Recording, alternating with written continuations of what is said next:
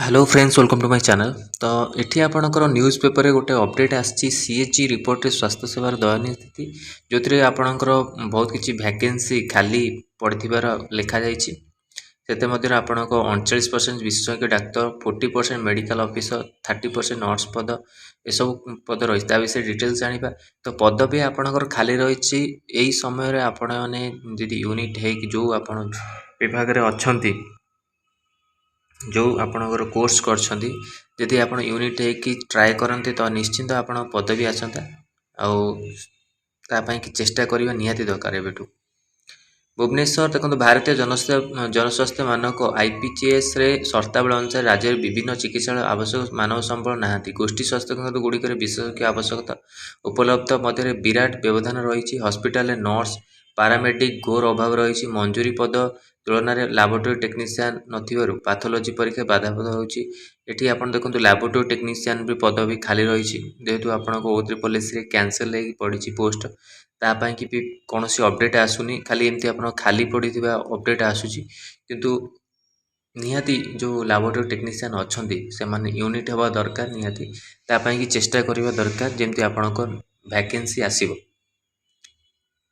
आगु तापाई कि जोरदार प्रयास करिया दरकार जेमती आगो नेक्स्ट ईयर आपणको वैकेंसी निहाती आसबा दरकार ये सब पैथोलॉजी परीक्षा बाधाप्राप्त मेडिकल कॉलेज हॉस्पिटल गुड़िक मानव संबल अभाव कारण मेडिकल शिक्षा गवेषणा बाधाप्राप्त होता बेले जनसाधारण गुणात्मक स्वास्थ्य मिलूनी। विधानसभा शनिवार उपस्थापित जनस्वास्थ्य भित्तिभूमि और स्वास्थ्य पर्यटन संक्रांत भारत महालेखा नियंत्रक तथा महासमीक्षक समीक्षा रिपोर्ट सीएजी रे यह दर्शाई। समीक्षा रिपोर्ट जनापड़ी जे समग्र राज्य में डाक्तर नर्स और पारामेडिक घोर अभाव रही 2022 मार्च सुधा मंजूरी प्राप्त 2639 विशेषज्ञ डाक्तर मध्य 1350 जन कार्यरत बेले मंजूरी प्राप्त 8750 मेडिकल ऑफिसर पदर 5235 कार्यरत बेले सेहीपरि 16927 नर्स पदर 11933 और 6065 पारामेडिक पदर 4119 जन कार्यरत थे अर्थात 49% विशेषज्ञ डाक्तर 40% मेडिकल ऑफिसर 30% नर्स पद खाली पड़ी। प्राय 14 ରୁ 16 जिले में 50% डाक्तर विशेषज्ञ पद खाली था 4टी जिले में 50% नर्स पद खाली पड़ी 8 जिले 60% विशेषज्ञ पद खाली पड़ी बेले देवगढ़ में 67 नवरंगपुर 65% डाक्तर पद खाली पड़ी। उभय जिले में 60% डाक्तर नर्स पद आपणकर कौन खाली पड़ी बहुत पद आपण खाली पड़ी नेक्स्ट रिक्वायरमेंट सब आसवा निहाती दरकार। जिला मुख्य चिकित्सालय गुड़िक 2950 डाक्तर पद मध्य 1168 खाली पड़ी।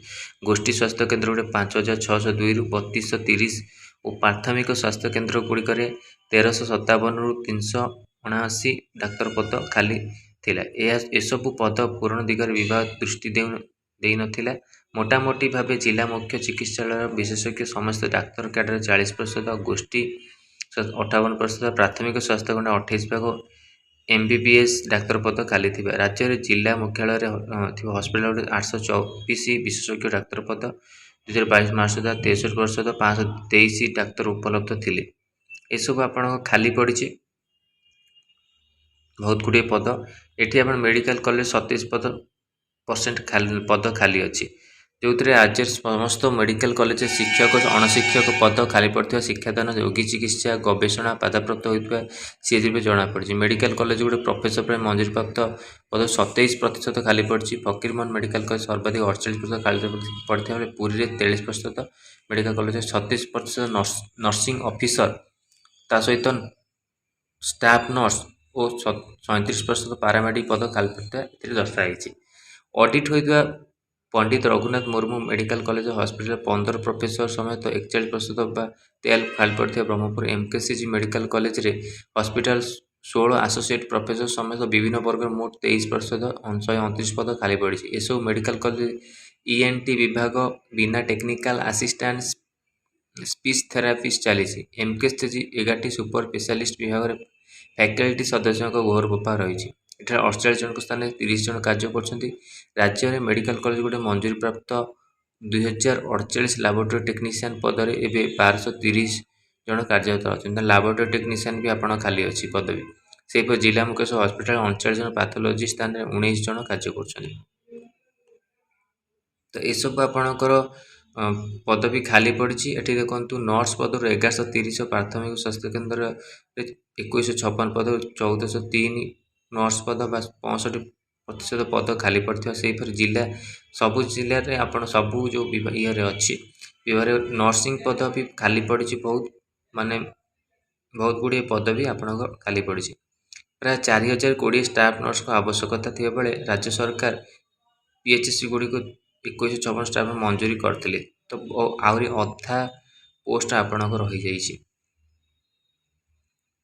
ତ ଏସବୁ ଦୃଷ୍ଟିରୁ ଆପଣମାନଙ୍କୁ ଯାହା ବି ରହୁଛି ୟୁନିଟ୍ ହେଇକି ଆପଣମାନେ ସ୍ୱାସ୍ଥ୍ୟ ମନ୍ତ୍ରୀକୁ ଦେଖା କରନ୍ତୁ, ଆଉ ତାଙ୍କୁ ଦେଖା କରି ଏସବୁ ସମସ୍ୟା ବିଷୟରେ କୁହନ୍ତୁ। ଆମର ଏଜ୍ ଇସ୍ୟୁ ବି ରହୁଛି, ବହୁତ କିଛି ପ୍ରୋବ୍ଲେମ୍ ରହୁଛି, ଯେଉଁଟାକି ପାଇଁକି ଆପଣମାନେ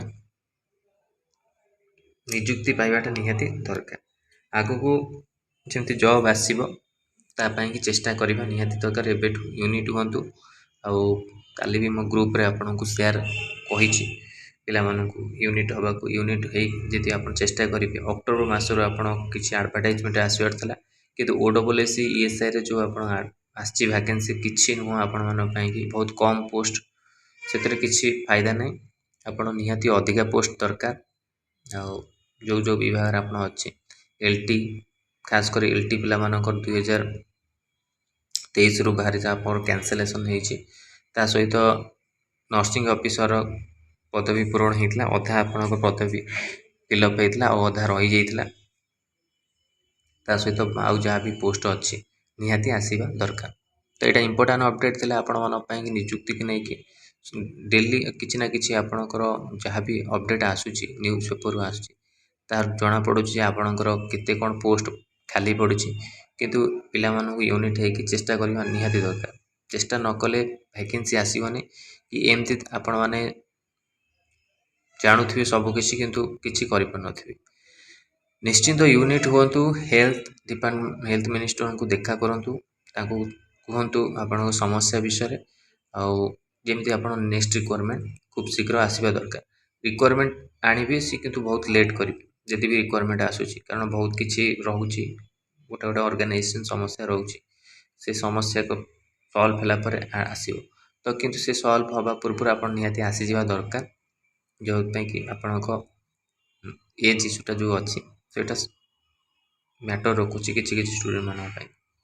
ତ ଏଇଟା ଇମ୍ପୋର୍ଟାଣ୍ଟ ଅପଡ଼େଟ୍ ଥିଲା ଆପଣମାନଙ୍କ ପାଇଁ କି ନର୍ସିଂ ଡାକ୍ତର ଯେଉଁ ଆପଣ LT ଲାବୋରେଟୋରୀ ଟେକ୍ନିସିଆନ୍ ପିଲାମାନଙ୍କ ପାଇଁ କି। ଭିଡ଼ିଓ ଭଲ ଲାଗିଥିଲା ଲାଇକ୍ ଓ ସେୟାର କରନ୍ତୁ। ଆମ ଚ୍ୟାନେଲରେ ପ୍ରଥମ ଥର ପାଇଁ ଥିଲେ ଚ୍ୟାନେଲକୁ ସବସ୍କ୍ରାଇବ୍ କରନ୍ତୁ, ଆଉ ଏଇଭଳି କଣ୍ଟେଣ୍ଟ ପାଇଁ ବେଲ୍ ଆଇକନ୍କୁ କ୍ଲିକ୍ କରନ୍ତୁ, ଯାହାଦ୍ୱାରା ସମସ୍ତ ଗୋଟେ ନୋଟିଫିକେସନ୍ ଆପଣ ପାଖରେ ପହଞ୍ଚିପାରିବ। ଆର PDF ଆପଣମାନଙ୍କୁ ଟେଲିଗ୍ରାମ ଚ୍ୟାନେଲ ମିଳିଯିବ। Telegram channel link video description ମିଳିଯିବ, ସେଠୁ ଯାଇ ଆପଣମାନେ ଜଏନ୍ କରି ଡାଉନଲୋଡ଼ କରିପାରିବେ। ଧନ୍ୟବାଦ।